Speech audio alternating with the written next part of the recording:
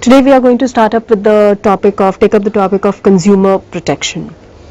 Now, according to the marketing concept, consumer is said to be the king of the market. That means all activities should be revolving around the consumer.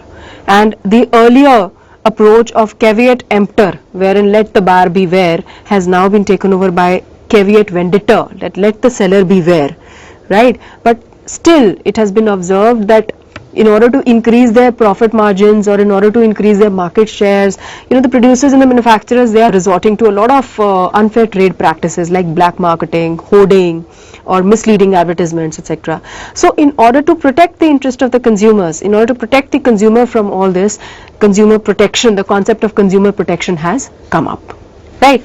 Now, consumer protection refers to protection of consumer from unfair trade practices. Now, how can we protect the consumer from unfair trade practices? By educating the consumer about his rights and responsibilities that have been defined in the Consumer Protection Act, right? Providing speedy and inexpensive redressal of grievances. It is not only that you have to educate the consumer about what are his rights, it is also that if he is facing a difficulty or if he is facing a problem with the product, then an easy and inexpensive redressal of his grievances also has to be there. Only then will this entire concept of consumer protection will have some meaning. Then creating awareness amongst the consumers to organize themselves as consumer association, which are further going to work for in the benefit of the consumers, right? Which are going to work for their interests.